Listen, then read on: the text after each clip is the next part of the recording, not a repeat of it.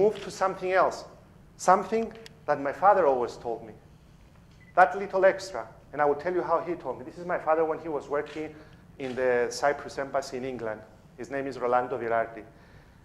There was an Italian guy in the Cyprus embassy called Mr. Rossi. Mr. Rossi was the consultant on wines. My father was in charge of wines. He was promoting the Cyprus wines in England. And Mr. Rossi always told my father one piece of advice that he carried with him, and he passed it on to us. Rolando, never burn your bridges. Always keep them open. And it's true, because if you burn your bridges and you don't keep them open, maybe you will be able to communicate, but you won't be able to connect. So my father was always telling me, Michael, you need to be able to connect. And there are four major ways, he told me, to connect with people, both personally and professionally. Now I'm talking about professionally. Let's see the 4 ways. And I will give example for each and every way so we understand it even better. We won't stay on theory.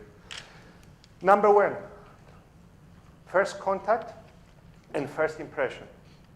Psychologists, and this comes from science, say that the first 7 to 30 seconds that you meet someone are very crucial. In the first 7 seconds, that person, your customer or your prospect, makes subconscious, subliminal decisions if they like you or not, or if they want to work with you. Within 30 seconds, they have crystallized an opinion in their conscious mind.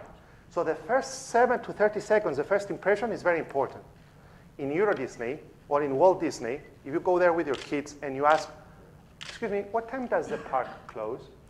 The answer is the park is open until 8. Not it closes at 8, it's open until 8. It's not what you say, it's how you say it.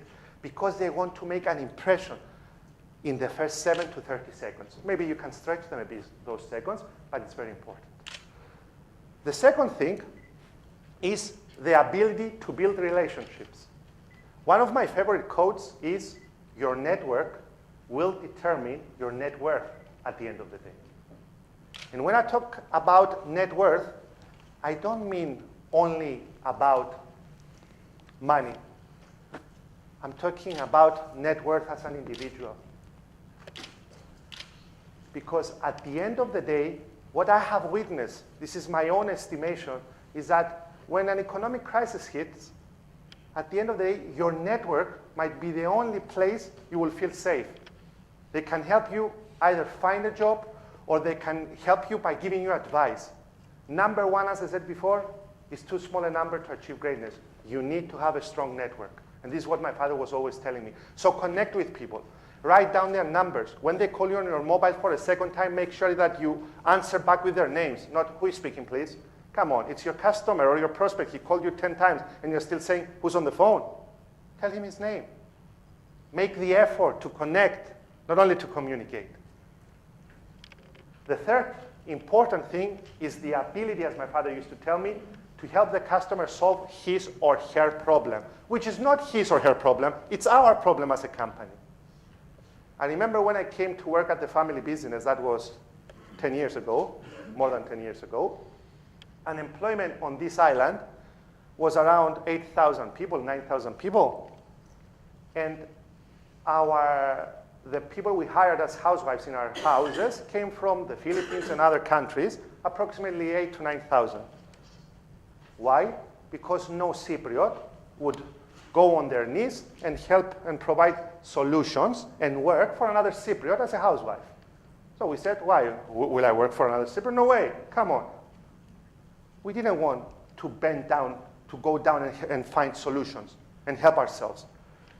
That's when I changed the slogan of the company from the complete hotel supply company to we provide ideas and solutions. Because people nowadays don't want your product. They don't want only your service. They want an idea, a solution to what's bothering them. You need to make it easier for them. I called one cameraman to come and record this event. I asked him, I have only one goal. The volume, my voice has to be crystal clear. Will that be okay? He said, I will do my best. I will try. I will try. So I called Stelios. I said, Stelios, who came here today, can you please make sure? He said, Michael, I'm going tonight to check it out. I'm going tomorrow morning to make sure they don't change anything. and I will give you an answer by tomorrow morning. So he came in and he said, Michael, yes, we can do it. So that's the difference. And the fourth and final one is the ability to handle complaints. There is an excellent book written which is titled A Complaint is a Gift. And in that book, it says that for every complaint you hear, there are another 26 complaints of the same nature. You won't hear them. Can anyone tell me why the other 26 people do not complain? Does anyone know? Excuse me? They don't bother about it. Well done. They don't call. They don't call, they don't care. They leave, okay. They go to our competitors, excellent. They got used to it. Well done, that's the answers. So the people who complain, those 4% approximately, are our heroes. We should welcome the complaints. And what do we do most of the time? I'm not talking about you, but what do other people do most of the time? They become defensive. They say, if they're face-to-face, finish. No. This is the first time that I hear this. It's like you're saying to the other person, you're stupid.